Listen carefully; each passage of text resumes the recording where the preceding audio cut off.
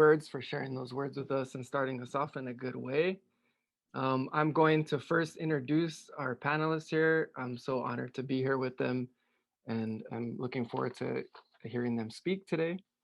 So, Rafael Gomez Jr. has served on Isleta del Sur Pueblo YDSP Tribal Council since 2012, committed to Pueblo culture and traditions. Rafael, a YDSP traditional captain, it was a YDSP traditional captain. He is employed as a tech manager at Speaking Rock Entertainment Center. Rafael is a supporter of Indigenous and YDSP concerns. As an advocate, he has sat on several advisory committees and promoted the Oregon Mountain Desert Peaks National Monument designation. Rafael is a Hueco Tanks State Park certified tour guide. He also sits on committees that champion programs of YDSP Department of Empowerment Program, the Tiwa language program, and other YDSP initiatives. Rafael is an avid supporter of youth programs such as the Paquitu Skate Park competitions for tribal and non-tribal youth and the YDSP Youth Council. He assisted in establishing the Loma de Espia YDSP Veterans Memorial. Rafael has managed the Rocking the Res powwow for over 5 years. Rafael is a tribal artist and the owner of the Red Pueblo Works studio and gift shop located at the Tiwa Indian Cultural Center. Thank you so much for being here with us, Rafael. Patricia Riggs, Indigenous consultant, is a citizen of the Isleta del Sur Pueblo. She served as the YDSP Director of Economic Development from 2007 to 2014 and advanced the YDSP's economic development strategic goals, secured financial resources, infrastructure, and economic and policy. Under her direction, YDSP was a recipient of a Harvard Project Honoring Nations Award. Patricia also served as the YDSP court administrator from 1995 to 2001, where she developed legal codes and established the YDSP court system.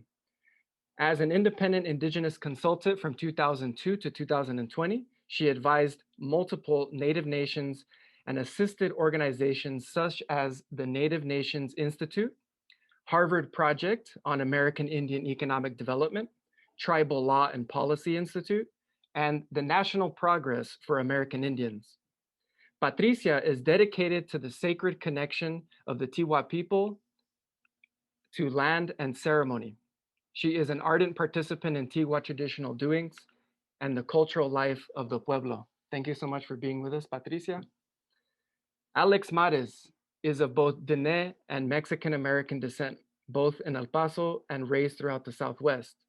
He has lived near the northern reaches of the Rio Grande in New Mexico and its southern reaches as the Rio Bravo in West Texas during his life. He is the former lead ranger of the sacred site known as Hueco Tanks, where he still serves as a volunteer guide and currently works as a park ranger interpreter at Mesilla Valley Bosque State Park. He has also served in the capacity of Native American liaison for New Mexico Wilderness Alliance's successful grassroots effort to establish the Oregon Mountains Desert Peaks National Monument. Alex is also a traditional storyteller and member of the Eagle Claw Gourd Dance Warrior Society. Thank you so much for being with us, Alex. Andrea Andy Everett is from Isleta del Sur Pueblo and resides within the pueblo with her family and dog Shiude. She is an active participant in ceremonial and cultural dances of her community. Andrea holds a bachelor's in environmental science with a geoscience concentration and a master's in environmental science with a graduate certificate in geographic information, science, and technology. Her thesis work entitled Impacts of Environmental Changes to the Middle Rio Grande Landscape on Isleta del Sur Pueblo's cultural and ceremonial sustainability, focused on examining future climate scenarios and how these climate changes will further impact the Native American community of the Isla del Sur Pueblos Tigua cultural continuity and access to riparian ecosystem services along the Rio Grande. Andrea currently serves as the Community Economic Development County Extension Agent for Prairie View A&M University Cooperative Extension Program. So these are our panelists today. I'm very honored to be here with them today. Growing up and living in the desert, we, instinctively understand an importance for water, but usually only know the water that comes from the faucet or falls from the sky. The importance of the river in our lives, culture, and history is something that I continue to learn about in my own life. So I'm grateful to have the opportunity to be here today to listen, and I hope those of you in our audience feel the same way. After listening to our panelists, we have set some time aside for your questions, and you can answer those in the chat during the panel. So thank you so much for being here with us. Um, Thank you so much for sharing that story with us, Alex, and starting us off. I think it's gives us some things to think about in terms of the importance of water to us. I'm wondering, Rafael, what's your pueblo's connection to the river? Our pueblo's connection to the river has always been, it's not only our pueblo, but all the pueblos in New Mexico.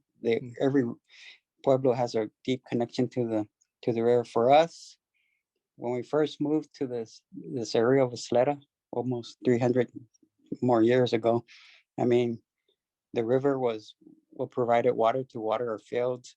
When we first came down to this land, what we call Isleta del Sur now. I mean, we built our irrigation canal system off the river, for our plants and all that.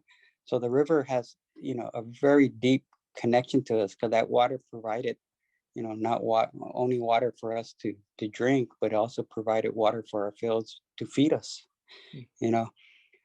And ceremony wise, the river has always been a part. A lot of our ceremony starts at the river, and then the end of our dance, cycle, it ends back at the river. So that connection is very, very deep, and we have a deep respect for the river because in that river provides, all what's needed to survive in this desert region. Without the river or other sources of water, it would be almost impossible to survive in this region, this Chihuahuan desert region. Yeah, absolutely. Patricia, I'm wondering historically, how important was water as a sustaining cultural and community resource? If you want to unmute for us, Patricia, please. Thank you. I always forget about that I part. say me too. Okay. So first off, our ancestors were born in a time and a place where they relied on the river, right? And they relied on its water for all life, and not just life, for livelihood. And we think of Isleta and El Paso of what it looks now, but if you really thought to what it looked like to our ancestors, it would be just so different. You'd be able to see the river, the actual pueblo, but you'd also be able to see the sandhills from where the river changed course, that became sacred places to our people. So, as Councilman Gomez said, we ended up in this region as a result of the Pueblo Revolt of 1680. And just like in the Pueblos up north, we were a farming community. So the river maintained our Pueblo, it maintained our way of life.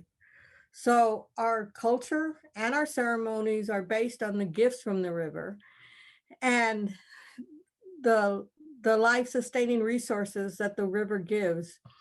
So we were farmers. We grew crops such as corn and squash, and because of the access to the water. But there was other water in the region too that was land based, where the water was the land was saturated from the water that also came down from the arroyos over time. So one of the most important things is that we were farmers and we had our own sources of technology, such as irrigation, building irrigation ditches. And so not only was this place an natural ecosystem that provided for us, it was also our economic system. Our economy was based on our ability to access water from the river and to be able to get sand and clay for pottery and the other resources from the river as well. So we were a sustainable place. And but when the U.S. was came this way and it was settled, uh, we weren't able to sustain ourselves anymore because uh, the access to the river was taken for us. And basically, in a nutshell, our ancestors, they mourned the river. They were hungry. They were deprived of livelihood and deprived of a way of life. And they weren't able to fully practice our religion anymore. So losing the river and the land impacted every aspect of Tigua life, every aspect of our culture, every aspect of our economy, and as well as our spiritualism. Yeah, I think, and something that you talk about is the change in the river and how your people have experienced that change from contact and the transition of, seeing the changes that the river has gone through. Andrea, I'm wondering, can you talk a little bit about your research on the changes the river has gone through? Sure. Mapuyam, Harimba. Good morning, everyone. Um, my project, and I see my advisor, Dr. Pennington, on here. Hi, Dr. Pennington. But my project used remote sensing, and everyone might not know what remote sensing is, but it's the process of detecting and monitoring the physical characteristics of an area by measuring its reflected and emitted radiation at a distance. This is usually done typically through satellite or aircraft. And so my project used remote sensing to analyze past patterns of land use and land cover change through time. And it's especially focused on changes along the river and seeing how these patterns might continue and what that means for my pueblo, Isero su Pueblo. So part of that project was using ecosystem services as a bridge between Western thought and our traditional ecological knowledge. And so I created a framework that it was really developed as a means for building the socio environmental belief systems um, that are based on a different type of ideology and supportive principles with the earth and all of its creatures in mind. And some things that I had to contest with in my own mind are that sometimes the principles and of the accepted formats and structures of these things that we know as Indigenous people to be true of the land from our human experiences, also our cultural core values, our inherited cultural competencies, they don't always align with the Western academic standards. But in addition, there are terms and principles such as traditional ecological knowledge that somewhat not only limit Indigenous knowledge to a pseudoscience, but also it really forced me to kind of put in traditional knowledge into Western terms such as ecosystem services. But in no way does this fully encompass the true reciprocal relationship and relations to the land.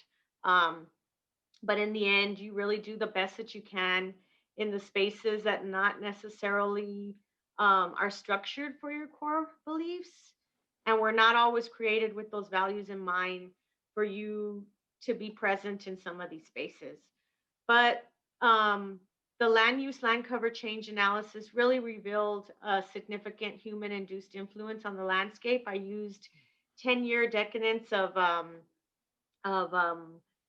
remote sensing spectral images, mostly satellite images. And, the river within this area is not only concrete lined in some areas, but it's really dry for most of the year. And urbanization and drought combined with the overuse for agricultural purposes, it's not only restricted the flow of the Rio Grande, but it's also disturbed the natural patterns of the river for over a century now. So, as the demands for water continue to increase and farmers are drilling wells to tap into the groundwater, it's really further exasperated the situation. Um, and the current changes in the climate are really fundamentally about feedback loops in the human and natural systems. Um, so, however, we're really limited with really limited flow and the continued regulation of this flow. Now we are really in a dire situation where the water might not be present for our personal ceremonies and our prayers for humanity and all of our earthly relatives. When I did my research, I never thought that just um, 6 years later, we would already be in the situation this year that we're in. Yeah, and that research, it highlights. I mean, I think that the connection to the river, most people living in the region have a limited connection to the river. And, what all of you all have talked about is how closely, your relationship is with the river. Councilman Gomez, I'm wondering if you can talk a little bit about, elaborate a little more on how important the access to the river is to your pueblo. Yeah, on the access to the river, it's very important. I mean, since a lot of our ceremonies start there, Mm. We need access to get to the river. Mm. It's kind of difficult now because there's a big fence in the way. You know, not by our choice, but there is a fence, so it's a little bit more difficult to get there. We have to work with government agencies to get permission to go to the river. Mm. It's not like in the old days where we could just go anytime we wanted. When I was younger, I used to be able to just ride my bike down there and no problem. But now, that's almost impossible to do. But yeah, we do work with the government agencies to get access to the river, and we have a good relationship with them, so that when we need to get there, and that we just a couple of phone calls and they work with us to get to the river. But it's if I wanted to go on my own now, or any tribal member wanted to go on their own, it's not that easy no more. To gather some plants, or that it's you know you start looking for other locations. Let's put it this way, because your access to it on your personal use is not going to be that easy to do. Yeah, thank you for sharing that. So Patricia, I'm wondering if Councilman Gomez mentioned these barriers, right, and the ability to access not only for the Pueblo's ceremonies, but for personal reasons. So how did barriers? You mentioned this earlier about the barriers. How does that affect the tribe's right to self-governance and culture? Well, I think the barriers for not only Salado del Sur Pueblo, but for all tribes in in the world really are they were purposeful and targeted, right? So every nation in the world knows that water is you have to have water to be sustainable. So if you can't sustain yourself, your governance is impacted for sure. So water as a resource uh, that made it possible for the tribe to be able to have effective self-governance. And by all means, we had a self-determined system, and which was demonstrated through the thriving farms. The farms and the economy were based on a system of governance. So, as I stated, these barriers to the water were purposeful, and as a matter of fact, so we did okay under the Spanish and the Mexican government, but once the Americans came, they just took over all our land, and they also took over the access to the river and the irrigation systems. So that was truly a demonstration of our self-governance, our ability to have these thriving farms. And as a matter of fact, when settlers came, the new local leaders, they advertised the fertile land and access to water, and that they could get farms that had access to water. So definitely it impacted our ability to self-govern, and it without land and without the water, self-governance suffered. And for an example of that, by the 1960s, we were the poorest people in the El Paso County, who had once had been the richest people here, right? We had no utilities, no indoor plumbing. We had a 5th grade education. And throughout it, we still survived, and we were able to rebuild our economy and rebuild our ability to self-govern ourselves. But definitely, loss of access to the water severely impacted every aspect of our life. Yeah, and it just highlights that, you know, without something, Alex, that you spoke about earlier, and especially in the story that I'm thinking about, is that we need water for everything to live. And as you all have mentioned, in terms of things like the economy and just sustaining ourselves. So I'm wondering, with your experience, Alex, working in other places around the region and being familiar with those sites, yeah, what have you, you know, I guess, experienced, you know, in terms of the importance of water in the region as a whole? So about 4 years ago, for the first time in world and US history, the battle over the water in the Rio Grande has now gone where no one has ever wanted it to go. And what I mean by that is, every 8 or 10 years since the river's been completely controlled, which was at the completion of Elephant Butte Dam, 1918, the first dam, modern dam, was built on the river, concrete and steel, 1906. That was the Leesburg Dam. And then there was all these other subsequent dams. So since 1918, Colorado, New Mexico, and Texas, and the US and Mexico, through a compact, an international compact of 1906, they control and they allocate or disperse water. So water is allotted. So the moment that happens, water becomes a commodity.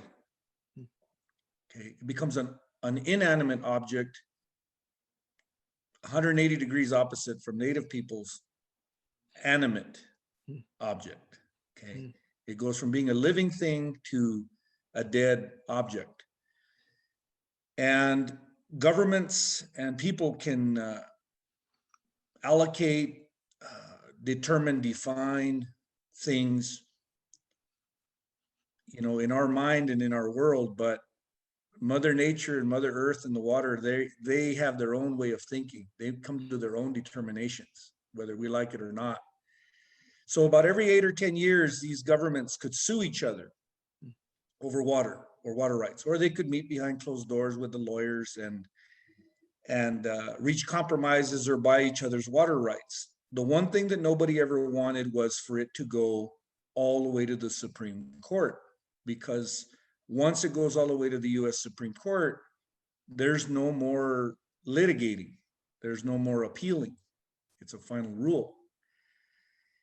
In 2006, there was a massive rain and flood event in the Southwest, especially our corner of the Southwest. I got to see in my lifetime, and I'll probably only get to see it once in my lifetime,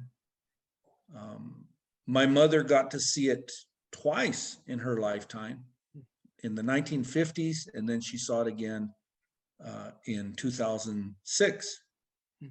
The Rio Grande, in places, especially down towards the Big Bend, breached and broke the levees. And in other parts, it flooded and reached flood level, flood stages. And they first said it was a 100-year flood event. Then they said it was a 300-year flood event. Then they went back and looked at their numbers. And then they said it was a 500-year flood event. And then eventually, I think the last thing I heard was it was a 1,000-year flood event. Man doesn't know. They don't know. The scientists won't admit it, but they simply don't know. Okay. The predictable became the unpredictable. So a very similar event occurred 2 years later. There's a finite amount of water on the planet. Science says this, about 1% of potable, usable water on the planet, even though the majority of the planet is covered by water. If you go to northern New Mexico, the reality of water is very different from southern New Mexico. But this year, with everybody being behind on snowfall, and this isn't the first year, there's parts of northern New Mexico that resemble southern New Mexico. A sad little trickle or stream in the riverbed of was a mighty river. So in that same year, 2006, the government of Mexico was getting ready to file in world court against the United States. We owed them water, over a decade's worth of water. And the only thing that saved us from being sued in world court was that massive rain event of 2006. That one rain event, we were able to pay back our full amount owed to Mexico. Pat and Andy and Shorty, Ralph Gomez, they'll all tell you that's unsustainable. We can't be living like that. We didn't live that way 1,000 years ago, and we much less can't continue to live that way in cities now that are millions of people along the very same amount of water. Yeah, I mean, it brings to mind, I mean, so many things, just the state that the river's in, you know, just visually for folks who don't have as much of a connection to the river and really just understand it as an international boundary. You know, when you look at it, you know, unfortunately, the river is dry for a big part of the year. And as you mentioned, some of the dams are a means of controlling what shouldn't be controlled. So, Andy, I'm wondering, what are some of the management, you know, strategies and the way that we work with the river that have a significant impact on the condition to, I guess, maybe on the condition of the river, to elaborate a little more on what Alex was talking about? I am unmuted, right? Okay. I Yeah. thought maybe I was still muted. But yeah, just like Alex was talking about the damming of the river, obviously that's had the most significant impact on the river, including the American Dam here locally. For us personally, as Indigenous people, Pueblo people, it's really cut off our way of life and essentially our veins. It's not only that, but it's choked our sacred plants along the river, and they've been greatly reduced. It's greatly reduced their ability to survive. Those groundwater pumps that continue to go in along farmland continue to lower the water table so that the roots of these plants cannot get the nourishment that they need to survive. They were using that, tapping into the groundwater as a secondary mechanism along the river. You know, just the inability of the natural flow of the river has been so manipulated by humans for economic benefits. These management techniques, I feel that it's going to need, and I think many people, mostly everybody on the panel will agree with me, that it's going to have to be very radical thought, and not radical in our thought of Indigenous people, that we know from our core values and principles to be true, but really radical in the thought of, you know, I'm in theory, but in the way that, because obviously we're not living in the way that our ancestors lived. So restoring that kinship is key. but it's really unlearning a lot of things that are, um, just come secondary to us now. Um, agricultural means are really going to have to be really, it's really going to take a lot of new technologies and this radical thought that I'm talking about to really change, um, how the river flows, how we manage those resources. And that's going to have to be a communal effort and from everybody within the Southwest region. And um, it's going to take a lot of compromise. Mm. Yeah, so I'd like to open it up, to continue on this topic of our relationship with the river and thinking about moving forward. With respect to that relationship and our responsibility, what does the future look like for us with our relationship to the river and to water? Well, I'd like to make a comment if possible. Please. There's a saying in English, I don't want to be the Debbie Downer, but but I think we oftentimes need and get reality checks, whether we want it or like it or not. So in the story I told, I made reference to previous worlds, but I also briefly mentioned a coming world. So when people hear these traditional our Navajo and Apache creation stories, which have parallels with the Pueblo creation and origin stories, because we're all from the same place. So we have similar histories. People will ask us, especially non-natives, they'll say, well, you have a name for all of the previous worlds. This world, in Navajo, the English translation would be a glittering world or a world of many colors. And there's also an ascendance, there's a coming up, an improvement, okay? So every world we improve upon the previous one as people and as beings. We make mistakes, so we learn from them, so we become better. And we also make advancements and we gain abilities. And it's said that in this world, the glittering world, the world of many colors, we would be able to do pretty incredible things. And we're seeing it all around us. I mean, in my lifetime, I've gone from using a phone that weighed 10 pounds, okay, that was connected to a wall. And I even got to experience where I don't remember what they call it now, but in some communities, you'd pick up the phone and you'd hear the neighbor's conversation. Everybody was sharing a party line.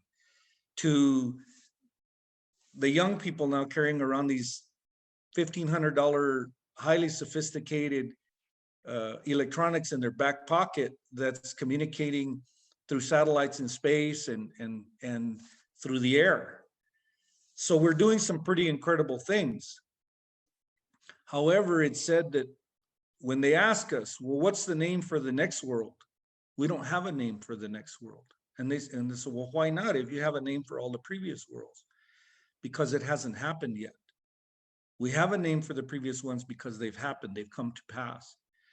But when we are asked, how does this world end and what precipitates it? And we say, we don't know the exact cause of what will precipitate it. But we know that the issues that will come to pass at the end will be, and how this world will end is through heat and fire. And we say the first signs of that will be everyone will experience problems, shortages with water. That's the first thing that we see. So me as a Navajo person, I can live with that reality. I have no choice. I'm living in that reality. Just like the Pueblo people, like the Tiwas, they're living in the reality of being cut off from the river, disconnected, disjointed. You know, a part of themselves has now been set apart and is dwindling and diminishing every year, less and less of it. More and more unpredictable pattern of water and moisture. We see it through our forests, increased forest fires, you know, drying up of springs, drying up of sacred water in sacred places. So, but I also know that there'll be the next world. So I always joke, I always tell people when I story tell, for Indian people, the end of the world isn't the end of the world. For non-native people, the end of the world can really be the end of the world. And the other thing I wanted to comment on, which I think we should keep in mind, building on what Andy said, one of the cultural differences between how we see the land and go out on the land, I never like using the word how we use the land. I even have a problem with the word resources at times, okay? So one thing I always like to tell people is that we don't recreate, we don't do recreation. You know, a lot of times people look at the land as a big, massive jungle gym, a big playground, okay? When we go out onto the land, we are interacting, we're fulfilling and carrying out and maintaining a relationship with our Mother Earth. We are being mindful and respectful when we go out there, but it's important that we continue to go out there and have that relationship. It's important that we maintain that relationship. But when we go out there, we don't recreate, we recreate. We are recreating. So just kind of some thoughts that came to mind. Yeah, it's a beautiful concept. Yeah, does anyone else have anything in mind?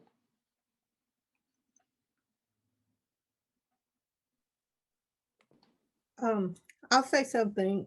I just, I mean, for me personally, I just can't believe that our ancestors ever imagined a life without the river, right? So I think as we sit here and we have these discussions about water and its current state, we also need to think about the responsibilities to our children, and we need to think of ways to prepare ourselves and our children for our future spiritual life, because the river is the heart of our spiritual life. So it has the water, it has cleansing properties, and it has life-giving ways.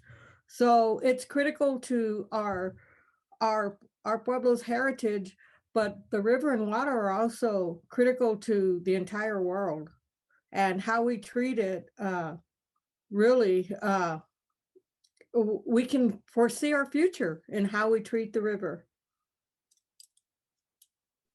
Thank you so much for sharing that. Andy? You know, we hear the term land back Mm. all the time.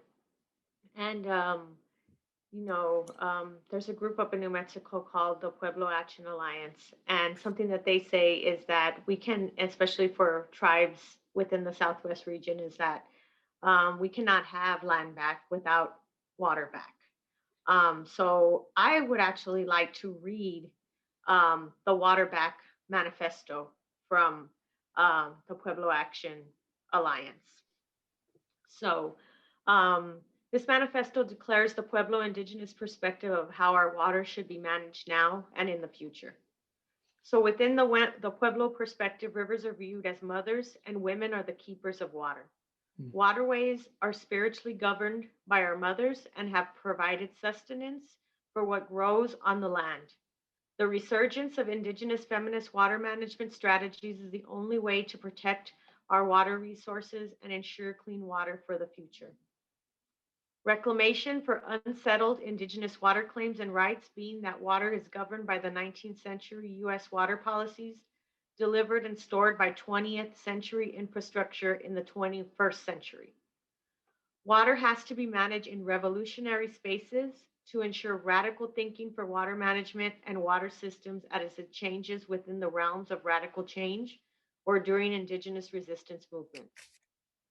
In order for indigenous communities to declare their independence from the US empire, we have to develop our own water infrastructure to ensure we have water resources for generations to come.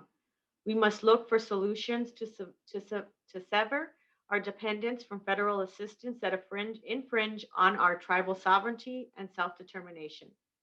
And lastly, just like Alex was talking about, we must advocate for the spiritual and natural laws of water, being that she is a living entity. Thank you. Thank you so much for reading that. Councilman Gomez, did you have anything in mind? Yeah, I just think as human beings, we just have to have more respect for water and that, El Paso, Juarez, I mean, there's over 2 million people living in this region, and that poor little river is supplying all our drinking water and that for a lot of people.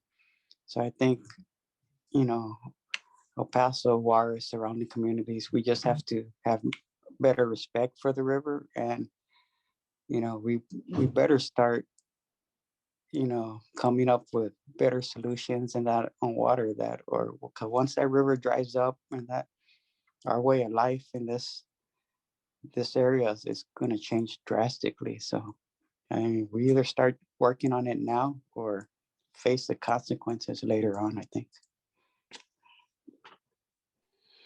Yeah, thank you for sharing that. I guess that this brings to mind something, for people coming from a different worldview, right, and a different practice, and uh, not understanding the interconnectedness, as you pointed out, Andy, by reading that with the land and the water, that there is no distinction between these things and they all work in unity. I'm wondering if anything comes to mind with some ways that other people can contribute to protecting, the river, water, and establishing a better relationship. You all have already mentioned some, Alex, with the concept of rethinking about the way that we enter the space that we're in when we're outside. But does anyone have anything else in mind?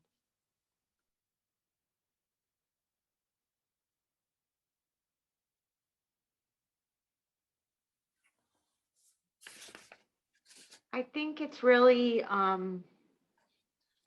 just to realize that water doesn't come from the faucet, like how we just started off this um, panel.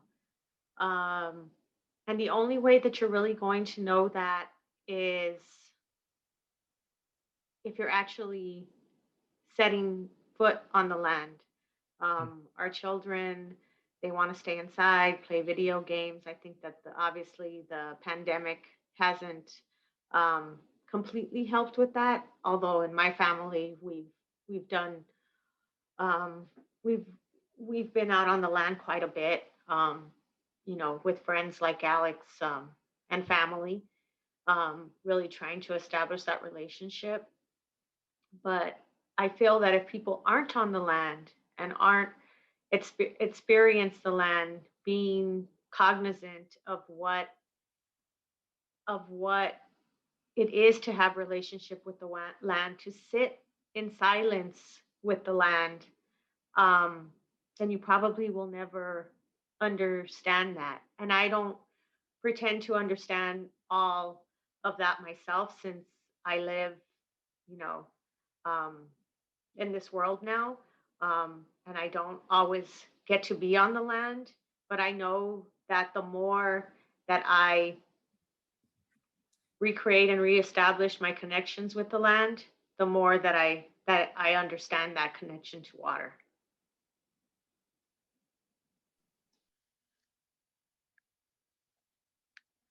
Thank you for sharing that. Maybe if you all want to add something to that, or also thinking about, you know, what projects is the Pueblo working on, around the river?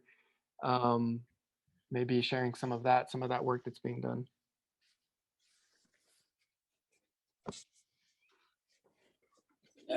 Well, this is Ralph, this shorty. I think basically a lot of it for us is just making sure that a lot of the vegetation, a lot of the plants continue to grow on the section of river that we use. Because in the past, they've gone in and basically bulldozed all the vegetation, for security reasons or whatever. But when they do that, they really take away a lot of the spots in that we use for traditional purposes. So I think what we've been trying to work on is just making sure that at least a section of that river is protected. Because I remember when I was younger, there was cottonwoods and everything all along down the river, and now you pass by and it's a clear, straight view just to Mexico. You know, everything's been taken away, and so that's one of our main goals, is to make sure that all that vegetation is kept in place. That way we could continue our practices, and that, you know, we don't want to be the last generation to do that. We want to make sure that our future generations have, you know, the same area and that to continue their traditions when we're gone. You know. Yeah, thank you for that. Does anyone else have, Patricia, did you have anything to add to that in terms of some of the projects or different ways of management? Oh, I just think that the tribe is really becoming aware that they well, you know, for a century we lost control of land, and just the things that the land brought to us, and the gifts that the land holds for us. But I think as time passes and we become stronger, savvier, we're realizing that we can, you know, make a awareness about what's happening with the land and with the water. And I think that we're moving from a place of mourning to a place of control, and a place of regaining even our self-confidence to discuss these issues and to bring them to the forefront. So I just think that the tribe is really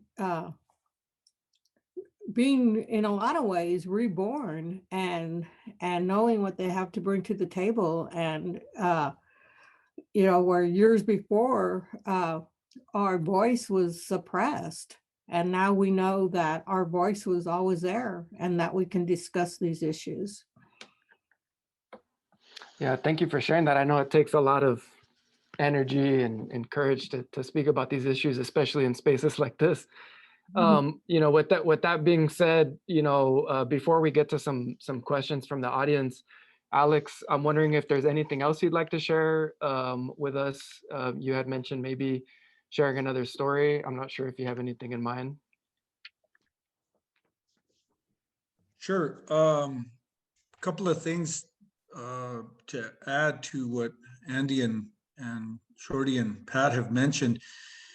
In north and central New Mexico, during this last decade or so, the water wars got really intense, and as the drought worsened, the human relationships worsened, and it got to the point where private and public entities began to lock acequia gates that would take water from the river to the pueblos, and diverting water to other fields and other purposes. And it got really intense. It even actually wound up in some showdowns, almost near violent confrontations, where tribal governments, both the Pueblo people themselves and their tribal law enforcement, were going and cutting locks that were blocking water to their pueblos, and then guarding the gate. And eventually it wound up in the courts, and it went all the way to the Supreme Court, both the New Mexico and the federal. And, you know, it was a real David and Goliath story, and David won. The Supreme Court said, however amount of water, no matter what the conditions are, drought or otherwise, the pueblos take preeminence. They are the first ones to get water. If there's only a drop of water, they get it. If there's 100 million drops of water, they still get first use and first dibs, priority use. Okay. To me, that's an affirmation in the political and the socio-political world, and a testament to prayer and spirituality of the Pueblo people. Okay. A thought a saying my mom used to use. My mom was born in El Paso, but raised in Old Mexico, Mexican American. And a lot of times people would just take this saying as a joke, but it's not a joke. It's a lot more behind it. When she would hear people complaining about it hadn't rained in a long time. When's it going to rain? It's been so hot. We're behind on rain. And she would say to them in Spanish, no rezan, no bailan, y quieren agua? The translation, you don't pray, you don't dance, but you want water? It doesn't work that way. So the dominant society may not be able to relate to that or incorporate that, for sure not overnight. But for Native people, that is part of our reality. That is part of who we are and what makes things work or not work. So we definitely have to make that conscious check and decision to, we want water, we need to also pray and dance for it. So a story I'd like to just share real quickly. This comes from Cochiti Pueblo, way up north. And it talks about the big bird sandhill cranes and why they live where they live and why they return to where they return to every year. So the sandhill cranes migrate thousands of miles every year and probably 1 million miles or more in their lifetime. And it's said that a long time ago, they first were in a body of water up by Cochiti Pueblo, and they soon consumed that water. And they began to fly. A huge flock rose up and they began to look for bodies of water. And every time they came upon a body of water, be it a spring or a stream or a lake, they flew down. The water might last them a few days. It might only last them a few hours. And then eventually they consumed it all. And then they would have to lift off again. And eventually, after this happened many, many times, they eventually wound up flying over a river. And the lead bird, as they do in their V shape, called out to the others, and they circled and circled and then dropped down to this body of water. And the lead bird began to gulp and take water. And then the others followed, and they drank and drank and drank their fill, but the river continued to flow. It didn't even drop in its elevation. And once again, they drank again, and more of them landed. And then eventually all of them, thousands of them, landed there. And they all drank, and the water continued to flow. So the lead bird said, this is where we will live. This big river is where we will return to. And we will go up and down this river, but we will not leave this river. And that river is the Rio Grande. That river is the name that we all have our own native words for. You know, we all have a name for it. And those sandhill cranes, they still return and they still live up in northern New Mexico. That's where they return to, that mighty river. So it's, now the question is, will we be able to be like those sandhill cranes? Are we going to be able to maintain that mighty river?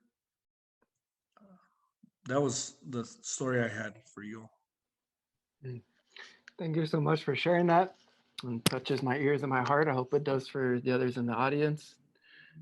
So if there are any questions, I would like to open it up, whether you would like to use the raise hand function or the chat.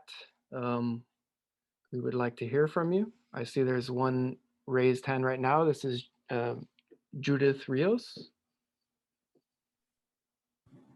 Hi, thank you very much for the talks and your comments. My question is, how do you Pueblos teach about to respect the water and all the other elements to your younger people?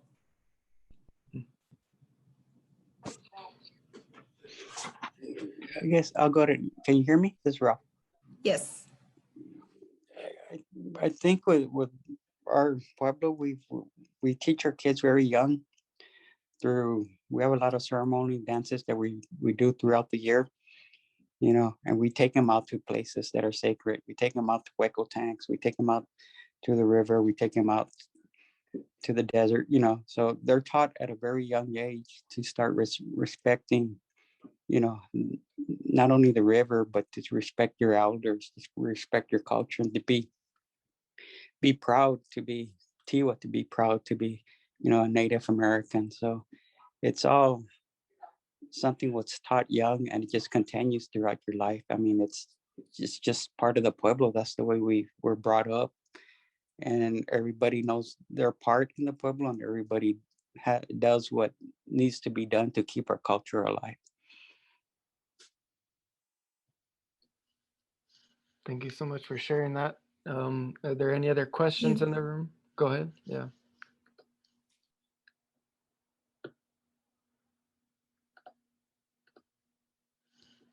Any other questions?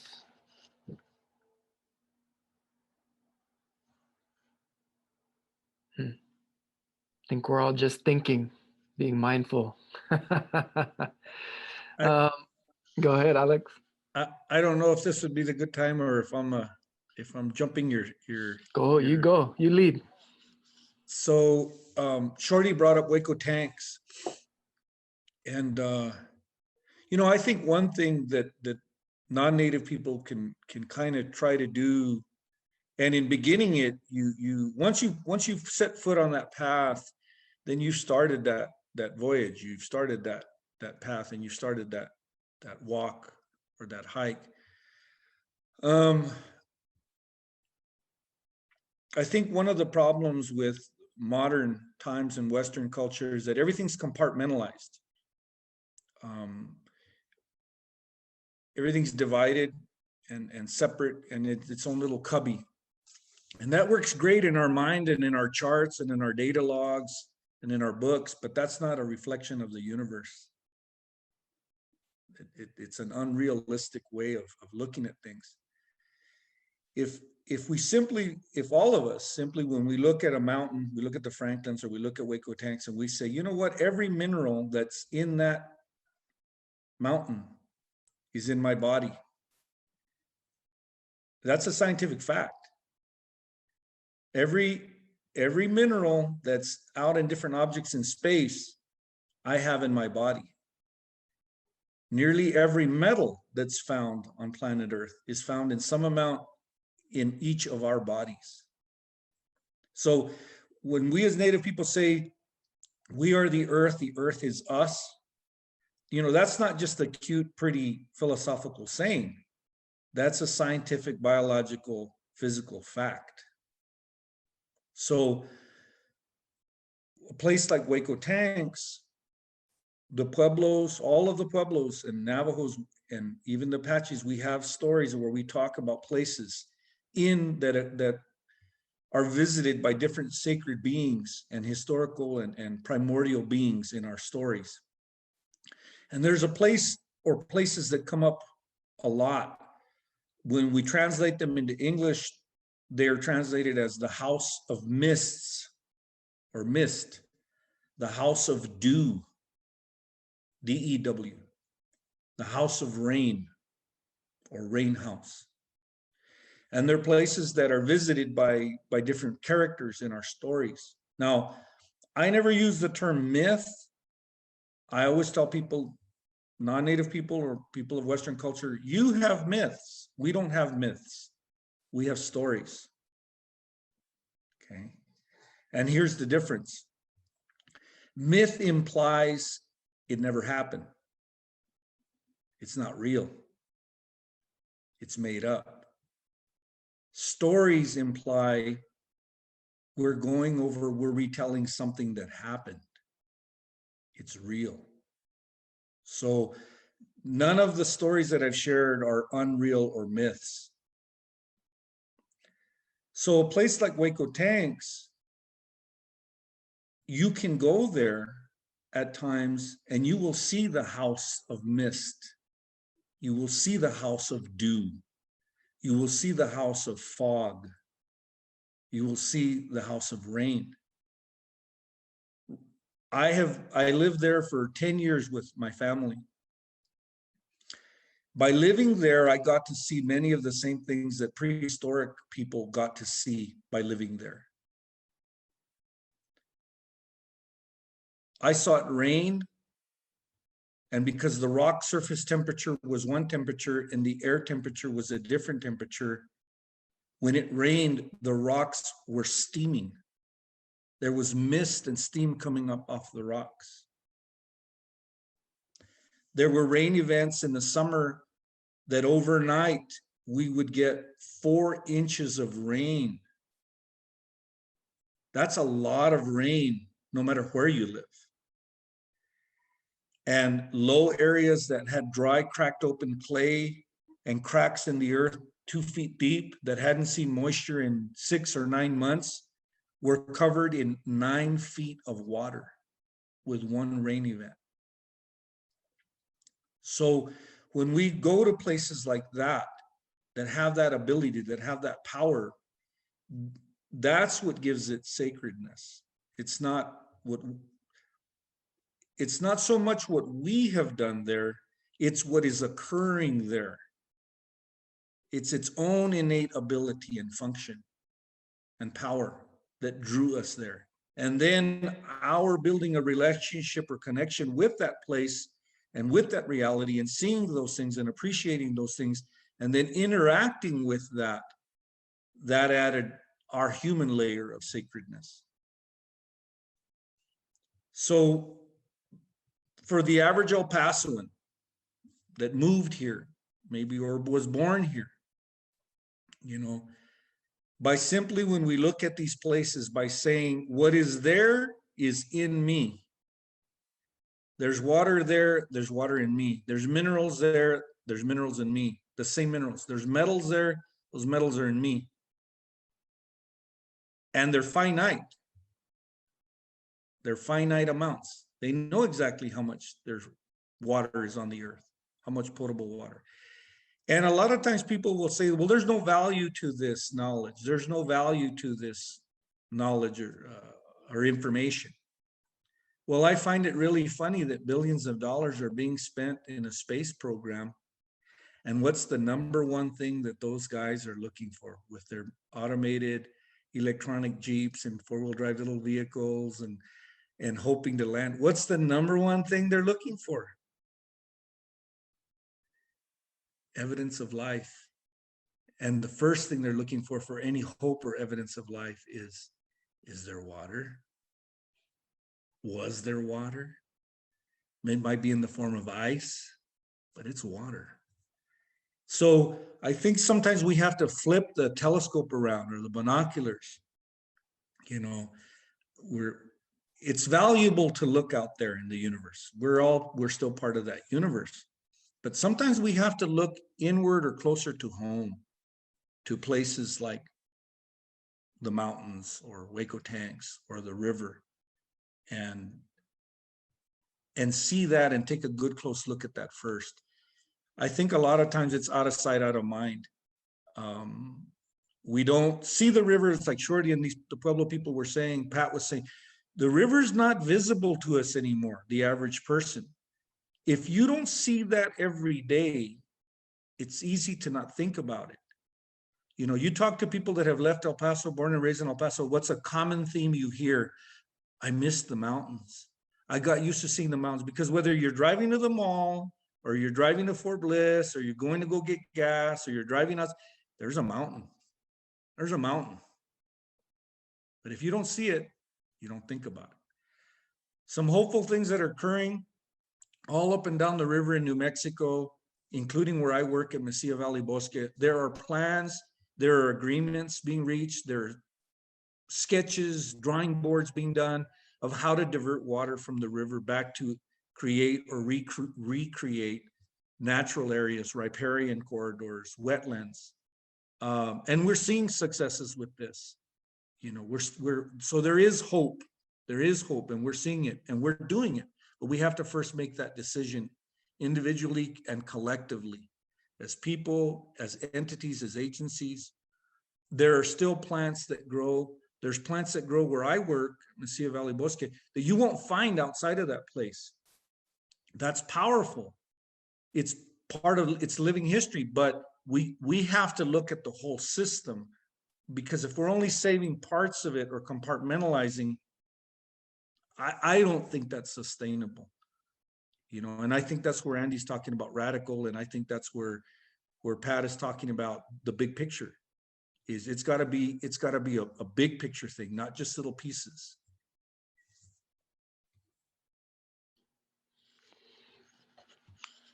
Yeah, thank you so much for sharing that, Alex, and giving us a lot to think about in terms of making that connection for ourselves, right? Looking inward and making that relationship. So I'm wondering, we're coming up on our time here, just about 6 minutes left. I'm wondering if you all have anything else to share, any parting words with anyone in the audience. If not, there's also some questions. Does anyone have anything else to add?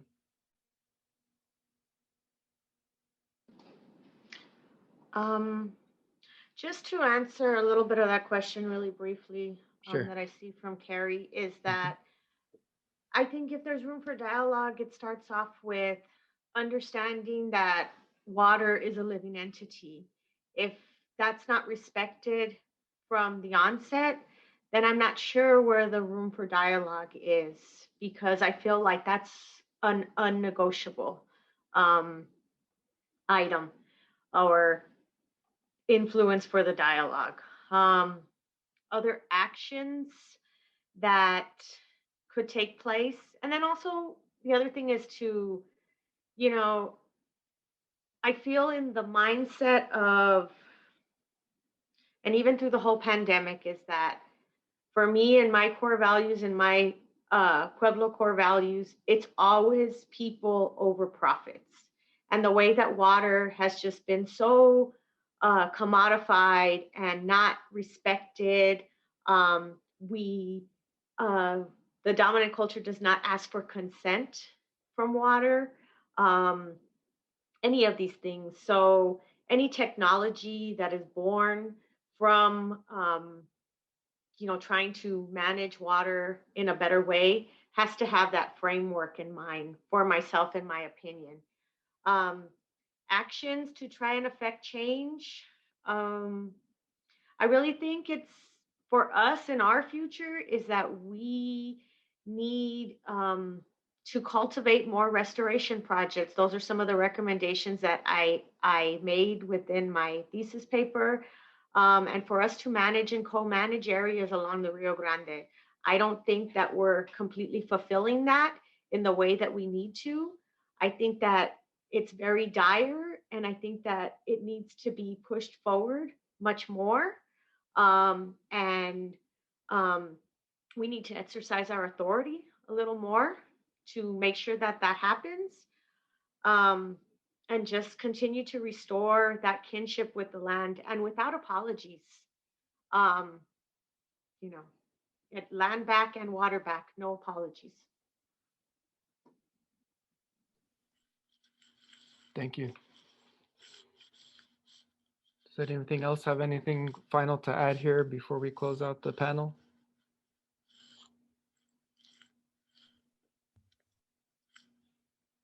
Zeke, one final thought, if we got time. Yes. So several years ago, the Tiwa were instrumental in helping a run. It was a successful run. It started in Hopi lands. And there was an international water conference that was being held in Mexico City. And like many times, the United States was invited, but wasn't going to go. They weren't going to send a delegation. So here's this water conference, and we're not going to be present. So the Hopi tribe found out about this, and the Hopi said, we're going. Invite or no invite, we're going. So they organized a run. The youngest person in the run was a 10-year-old girl, and the oldest person in the run from Hopi lands was a 72-year-old man, religious leader. And they opened the run up to anyone and everyone. And as they entered communities, they asked each community to bring water from that community. It could be tap water, could be well water, could be from a spring, from a river nearby. Bring some water. and they added it to these big clay ollas, and then they transported these ollas. So when I was invited and made aware of this run, by this time they had run along I-40 from Arizona into New Mexico, then they run down along the river wherever they could, and they entered Pueblo communities, indigenous communities, non-native communities, Hispano, Anglo, urban cities, small towns. So when they got down to the area right above Las Cruces is when I joined.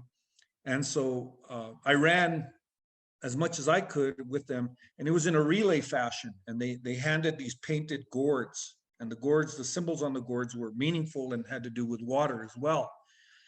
And so at one point we stopped next to a little acequia there, right by Old Mesilla, south of Old Mesilla, along Old Highway 28.